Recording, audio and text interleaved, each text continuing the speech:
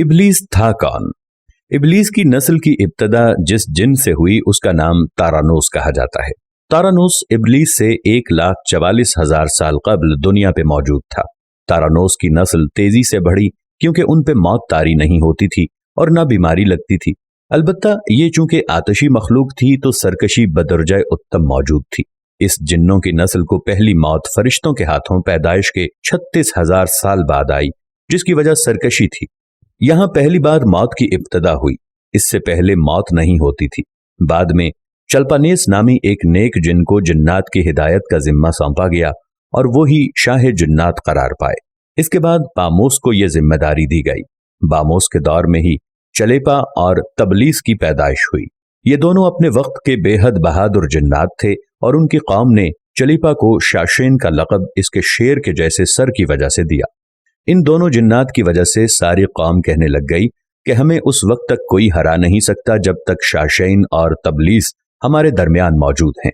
इन दोनों की वजह से कौम के जिन्नात आसमान तक रसाई करने लगे और तीसरे आसमान पर जाकर शरारत कराते थे। ऐसे में हुक्म इलाही से फरिश्तों ने उन पर हमला किया और इबरतनाक शिकस्त दी। इसी दौरान जब इज़राइल अलैहिस्सलाम को इब्लीस ने देखा तो सजदे में गिर गया। इब्लीस शुरू ही से एक नडर और ज़हीन बच्चा था। उसमें बाप की बहादुरी और मां की मक्कारी कूट कूट कर भरी हुई थी। उसने मलाइका के साथ जाकर तौबा का बाकायदा ऐलान किया और फिर फरिश्तों से फैज़ इल्म हासिल करने लगा।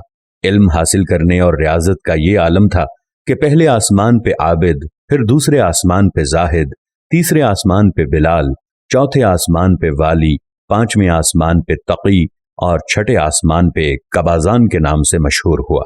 ये वो वक्त था जब ये फरिश्तों को सिखाता था। सातवें आसमान पे इब्लीस बुक़्क़ाए नूर में रहा। हफ्त अफलाक के सब मलाइका का मुअल्लिम करार दिया गया। यहां तक पहुंचकर इब्लीस ने अपनी आजजी और रियाजत की इंतहा कर दी। कमोबेश इब्लीस ने 14,000 साल अर्श का तवाफ किया। यहां उसने फरिश्तों में उस्ताद सरदार अज़ाज़ील के नाम से शोहरत पाई। कमोबेश 30,000 साल मुक़र्रबीन फरिश्तों का उस्ताद रहा। इब्लीस के दरसोवाज की मियाद कमोबेश 20,000 साल है। फरिश्तों के साथ क़याम की मुद्दत कमोबेश 80,000 साल है। इब्लीस को हुक्म हुआ कि दारोगा जन्नत रिज़वान की मुआवनत करो और अहले जन्नत फरिश्तों को अपने इल्म फजल से बहरावर करो। यूं इब्लीस को जन्नत में दाखिले का परवाना मिल गया और जन्नत में भी अपने इल्म से दारोगा जन्नत रिज़वान को सैराब किया और यूं जन्नत और रिज़वान की कुंजियां इब्लीस के पास रहीं। रिवायत के मुताबिक इब्लीस 40,000 साल तक ये फर्ज खजानची अंजाम देता रहा। यही वो मकाम आला तरीन जन्नत रिज़वान ही था जहां इब्लीस ने पहली बार बादशाहत के ख्वाब देखने शुरू किए। उस वक्त इब्लीस के पास हफ्त इक़लीम, अफलाक, जन्नत और दोज़ख सबका इख्तियार था और उसने चप्पे चप्पे पे सजदे किए थे। मगर यहाँ पे इब्लीस आजिज़ी से पहली बार भटका और खुद को बादशाह बनाने और रब बन जाने के ख्वाब देखना शुरू किए। कई मलाइका के सामने रबूबियत की बाबत बात भी की, मगर मलाइका के इनकार के सबब चुप हो गया और यूं निज़ाम चलता रहा, मगर इस सब से अल्लाह ताला की ज़ात बेखबर न थी। फिर आदम अलैहिस्सलाम की तख्लीक का मरहला आया जिसके कुरान मजीद में वाक़यात बयान हुए हैं।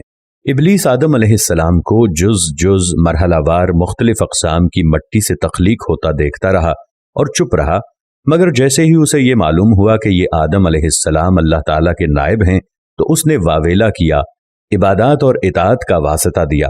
फिर तंज किया कि मुझ जितनी इबादत किसने की, और आदम अलैहिस्सलाम को सजदा करने से इनकारी हो गया। तब अल्लाह ताला ने कहा, निकल जा शैतान मरदूद। लानती करार पाने के बाद इब्लीस ने अपनी इबादत और रियाजत का रब्बे करीम से एवज मांगा, जिस पर अल्लाह ताला ने इब्लीस को एक वक्त मालूम तक मोहलत फराहम की, जिस पर इब्लीस ने औलाद आदम को सिराते मुस्तकीम से भटका कर अपना पैरोकार बनाने का दावा किया, जिस पर रब्बे करीम ने फरमाया कि जो मुत्तकी और परहेजगार होंगे तो उनको गुमराह तू नहीं कर पाएगा। इब्लीस के इस लानती काम में उसके 5 साथी हैं। नंबर 1, सब्र।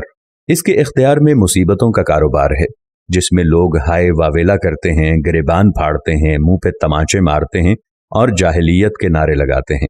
नंबर 2, और ये लोगों को बदी का मुर्तकब करता है और बदी को लोगों पे अच्छा और पसंदीदा करके दिखाता है। नंबर 3, मसव्वत। ये किज़्ब, झूठ और दरोग पे मामूर है, जिसे लोग कान लगाकर सुने। ये इंसानों की शक्ल अपनाकर उनसे मिलता है और उन्हें फसाद बर्पा करने की झूठी खबरें सुनाता है। नंबर 4, दासम। یہ آدمی کے ساتھ گھر میں داخل ہوتا ہے اور گھر والوں کے عیب دکھاتا ہے اور آدمی کو گھر والوں پہ غضبناک کرتا ہے۔ نمبر 5 ذکنیور، یہ بازاروں کا مختار ہے، بازاروں میں آ کر یہ بددیانتی کے جھنڈے گاڑتا ہے، بازاروں میں برائیوں اور فحاشی پہ ورغلاتا ہے۔ ابلیس کا آدم علیہ السلام کو سجدے سے انکار کا جزیہ حسد تھا کہ جس نے اسے مجبور کیا کہ میری جگہ آدم یعنی خاک کو کیوں ملی۔ یہ اس کا جزیہ تکبر اور غرور تھا کہ میں اعلیٰ ہوں، اور اس ایک سجدے کے انکار کی بات نہیں تھی، بات اطاعت سے سرکشی کی تھی، شرک کی تھی۔ ابلیس نے دل میں خود کو رب مان لیا تھا۔ اسی شرک عظیم کی بدولت ابلیس تا قیامت رسوا و لعنتی ٹھہرا اور اولاد آدم کو بھٹکانے کے لیے آزاد قرار پایا۔ حاصل نتیجہ یہ ٹھہرا کہ رب کریم کو انسان کی عبادات، عاجزی، علم و دانش سے کچھ غرض نہیں ہے۔ رب کریم صرف دیکھتا ہے کہ دل میں اطاعت و فرما برداری کتنی ہے۔ اسی بنیاد پر تقوی اور پرہیزگاری کے درجے قرار پاتے ہیں۔ اللہ کریم ہمیں اپنی نیت کو درست رکھنے کی توفیق عطا فرمائے، آمین یا رب العالمین۔